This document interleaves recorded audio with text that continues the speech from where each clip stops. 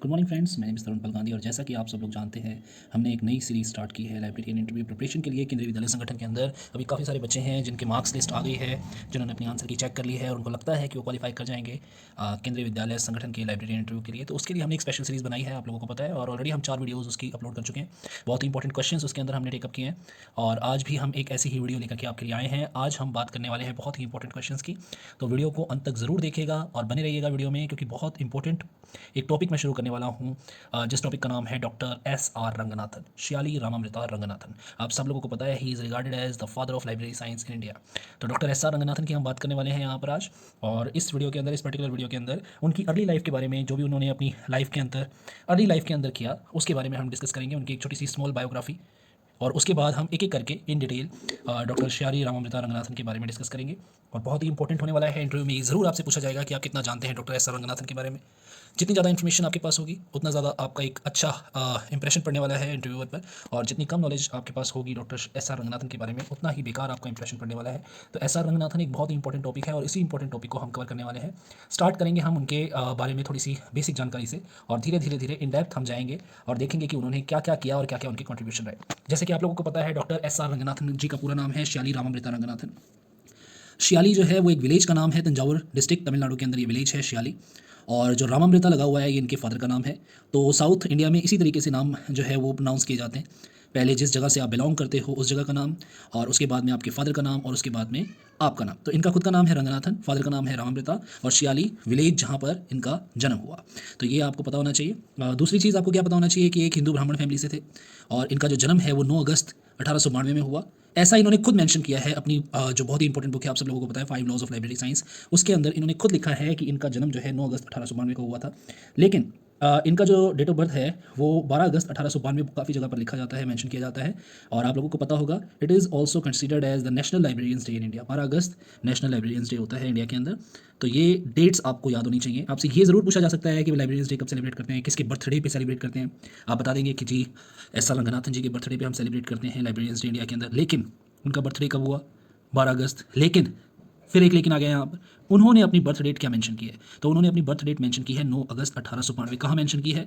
In his book 5 laws of library science. तो ये हमें पता होना चाहिए। ये क्वेश्चन इस तरीके से पूछा जा सकता है आप लोगों से, और ये क्वेश्चन काफ़ी सारे कैंडिडेट से पहले भी पूछा गया है कि डॉक्टर एस आर रंगनाथन ने अपनी डेट ऑफ बर्थ कहाँ पर मेंशन की और क्या मेंशन की। तो ये क्वेश्चन बहुत इंपॉर्टेंट है इंटरव्यू के नज़रिए से, ये आपसे पूछा जा सकता है। और ये भी पूछा जा सकता है कि नेशनल लाइब्रेरियंस डे हम किसके बर्थडे पर बनाते हैं, बर्थडे पर सेलिब्रेट करते हैं, वो भी आपको पता होना चाहिए। और डेथ डेट जो है इनकी 27 सितंबर 1972 थी। उसके बाद अगर हम बात करें क्वालिफिकेशन की, तो आप लोगों को ये पता होना चाहिए कि एक मैथमेटिशियन थे। इन्होंने बीए एंड एमए किया था मैथमेटिक्स में फ्रॉम मद्रास क्रिश्चियन कॉलेज। तो आपसे ये क्वेश्चन भी पूछा जा सकता है इंटरव्यू के अंदर कि बीए और एमए की डिग्री कौन से सब्जेक्ट में ली एस आर रंगनाथन ने। तो आपको पता होना चाहिए मैथमेटिक्स में। आपको ये भी पता होना चाहिए कि कौन से कॉलेज से ली, मद्रास क्रिश्चियन कॉलेज से। मद्रास ऑब्वियसली आपको पता है कि नाम जो है वो चेंज करके अब चेन्नई हो गया है मद्रास का। तो आपसे ये क्वेश्चन भी पुटअप किया जा सकता है जैसे ही आप बोलेंगे मद्रास क्रिश्चियन कॉलेज। तो एज ए इन्फॉर्मेशन प्रोफेशनल आपसे ये उम्मीद की जाती है कि आपको ये पता होना चाहिए कि कब नाम चेंज हुआ था मद्रास का चेन्नई में। तो इसके बारे में भी थोड़ी स्टडी करके जाइएगा आप लोग कि मद्रास का नाम जो है वो चेंज करके कब से चेन्नई रखा गया, और चेन्नई कहाँ की कैपिटल है? तमिलनाडु की। ये आप लोगों को पता होना चाहिए। और अर्ली करियर की बात करें तो ये मैथमेटिक्स फैकल्टी बेंगलोर, कोयम्बटूर और मद्रास के अंदर एज ए मैथमेटिशियन रहे हैं। मैथमेटिक्स फैकल्टी यानी कि प्रोफेसर रहे हैं, वहाँ बच्चों को पढ़ाते थे मैथमेटिक्स, और बहुत अच्छा लगता था इनको मैथमेटिक्स पढ़ाना। तो ये आपको पता होना चाहिए कि ये एक मैथमेटिशियन थे। ये बार बार रिपीट में क्यों कर रहा हूँ? क्योंकि इन्होंने कोई भी फॉर्मल ट्रेनिंग अभी तक नहीं की थी। बिफोर 1924 इन्होंने कोई भी फॉर्मल ट्रेनिंग लाइब्रेरी साइंस के अंदर नहीं की थी। ये एक मैथमेटिशियन थे। इन्होंने अपनी बैचलर डिग्री और मास्टर्स डिग्री मैथमेटिक्स सब्जेक्ट में की थी। और अगर हम स्टार्टिंग की बात करें तो इनको स्टैमरिंग की प्रॉब्लम थी, बहुत जूझे ये इस प्रॉब्लम से, और प्रोफेसर बने। प्रोफेसर बनने के बाद इनकी ये प्रॉब्लम खत्म हुई। इन्होंने बहुत स्ट्रगल किया इस प्रॉब्लम को दूर करने के लिए। स्टैमरिंग आपको पता है क्या होता है, मुझे एक्सप्लेन करने की जरूरत नहीं है। और इन्हें पद्मश्री अवार्ड से नवाजा गया in the year 1957 by government of India. लेकिन यहाँ पर देखिए 1957, यहाँ पे एक क्वेश्चन और बन सकता है। एज एन इन्फॉर्मेशन प्रोफेशनल आपको पता होना चाहिए कि उस time who was the prime minister of India in 1957, या फिर who was the president who awarded Padmashri award to doctor S R Ranganathan. देखिए ये क्वेश्चंस बीच में मैं छोड़ रहा हूँ आपके लिए, आप लोगों को पता होना चाहिए। फर्स्ट प्राइम मिनिस्टर की बात करें तो कौन थे? वही रहे लंबे टाइम तक, ये आपको पता होना चाहिए। उसके बाद में फर्स्ट प्रेसिडेंट आपको पता होना चाहिए कौन रहे, और सेकंड प्रेसिडेंट कौन रहे, और किस टाइम पे इनको मिला है 1957 में। उस टाइम कौन सा प्रेसिडेंट था, इंडिया के कौन प्रेसिडेंट थे, ये आपको पता होना चाहिए। ये मैं आपको नहीं बताऊंगा। इतनी नॉलेज, इतनी जानकारी आपको होनी चाहिए, और आपसे एक्सपेक्ट भी किया जाता है वहाँ पर जब आप इंटरव्यू के अंदर जाते हो कि अगर आप इस तरीके से कोई भी जवाब दे रहे हो तो उसका आंसर जो आप दे रहे हो उसके अंदर से कोई भी क्वेश्चन बनाया जा सकता है, और वो क्वेश्चन आपके सामने पुटअप किया जा सकता है, और उसके बारे में इन डिटेल आपको पता होना चाहिए।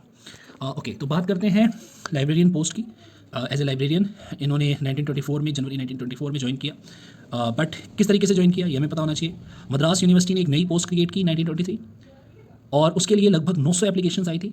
लेकिन जितनी भी एप्लीकेशंस आई थी उनमें से किसी ने भी कोई भी फॉर्मल ट्रेनिंग जो है वो लाइब्रेरियनशिप में नहीं की हुई थी।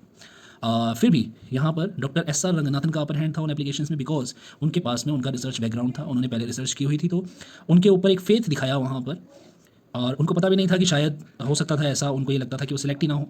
और जब उनको कॉल आया इंटरव्यू के लिए, उन्होंने सिलेक्ट किया गया, तो वो जो है बहुत ज़्यादा शॉक्ड हुए, सरप्राइज हुए कि उनको कैसे सिलेक्ट कर लिया गया। लेकिन जो कारण बताया गया उनके सिलेक्शन के पीछे वो यही बताया गया कि किसी के पास भी जो है वो फॉर्मल ट्रेनिंग नहीं थी लाइब्रेरियनशिप में, बट उनके पास में रिसर्च बैकग्राउंड था, जिसकी वजह से उनको वहाँ पर सिलेक्ट किया गया। ठीक है, अगर हम बात करें स्टार्टिंग में जब उन्हें सिलेक्ट किया गया इस पोजीशन के लिए इन जनवरी 1923, तो उन्हें स्टार्टिंग में ये पोजीशन जो है कुछ ज़्यादा अच्छी लगी नहीं, इनटॉलरेबल लगी, उनको बर्दाश्त नहीं कर पा रहे थे, क्योंकि वहाँ पर बहुत अलग तरीके का माहौल होता है एक लाइब्रेरी के अंदर, तो वो बोर्डम उन्हें महसूस होने लगा। तो उन्होंने क्या किया, वो यूनिवर्सिटी एडमिनिस्ट्रेशन के पास गए और उनको बोला कि जो उनकी टीचिंग पोस्ट है वो उन्हें वापस दे दी जाए। लेकिन सबको पता था वहाँ पर यूनिवर्सिटी एडमिनिस्ट्रेशन में कि रंगनाथन जो हैं बहुत ही टैलेंटेड है, बहुत ही अच्छे इंसान हैं और बहुत अच्छे से काम करते हैं अपने सारे। तो उन्होंने क्या कहा, उन्होंने रंगनाथन जी के सामने ना एक डील रखी।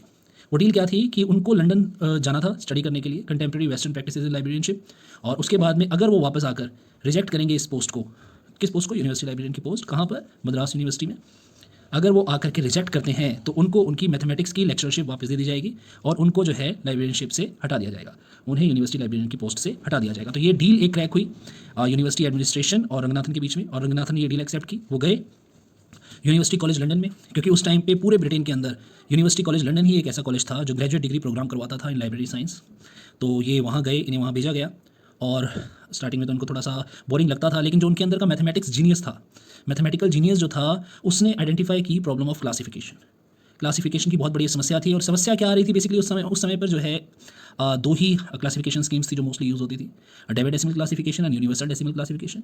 1876 के अंदर 1876 में डेविड डेसिमल क्लासिफिकेशन जो है वो डेराइव की थी किसने, मेलविल डेवे ने, और पॉल आउटलेट एंड हेनरी लॉफोंटेन ने 1905 के अंदर यूडीसी, वो बेस्ड थी पूरी की पूरी डीडीसी के ऊपर।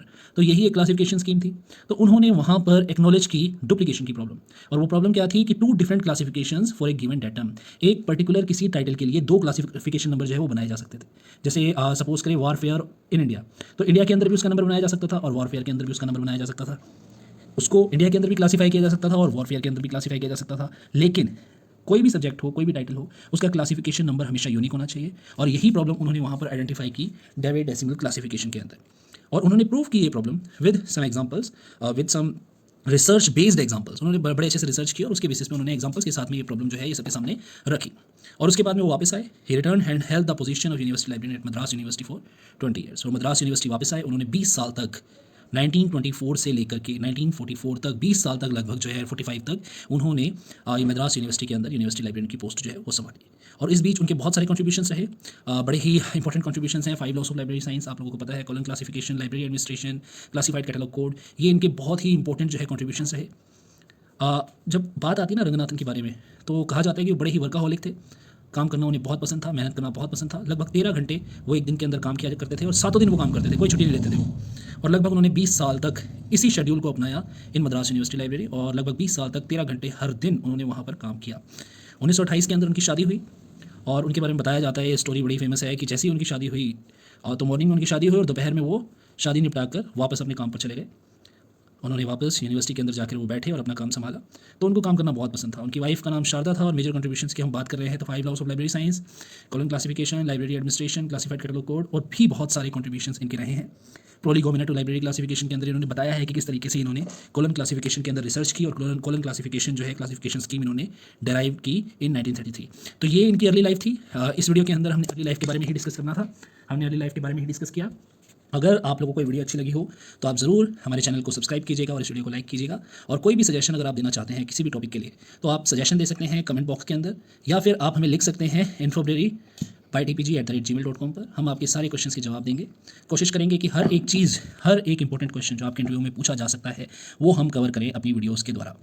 इसके बाद में देखिए, जैसे हमने डॉक्टर एस आर रंगनाथन की बात की तो उनकी कंट्रीब्यूशन की बात होगी, तो आगे आने वाली वीडियो के अंदर हम कॉलम क्लासिफिकेशन और डॉक्टर एस आर रंगनाथन के बारे में बात करेंगे, और भी इनके जो कंट्रीब्यूशन रहे हैं उनके बारे में बात करेंगे। वो वीडियो भी जल्दी मैं आप लोगों के लिए लेकर के आऊँगा। मेरे पास पीपीटी रेडी है हर एक वीडियो की, तो हर 3 दिन के अंदर या 4 दिन के अंदर एक वीडियो आपके लिए ज़रूर आएगी बहुत ही इंपॉर्टेंट क्वेश्चंस के साथ। और यहाँ पर मैंने साथ साथ आपको बताया है कि क्या क्या इंपॉर्टेंट क्वेश्चंस बन रहे हैं, शादी कब हुई, वाइफ का क्या नाम था, उसी नाम से शारदा एंडोमेंट फंड जो है वो स्थापित हुआ, वो सारी चीज़ें मैं आपको बताऊंगा इन डिटेल। तो बहुत सारे क्वेश्चंस बनने वाले हैं, बहुत सारे क्वेश्चंस आपसे पूछे जाने वाले हैं इंटरव्यू के अंदर डॉक्टर एस रंगनाथन के बारे में। आज की वीडियो में सिर्फ इतना ही। Thank you so much for watching and listening. May God bless you all. Thank you.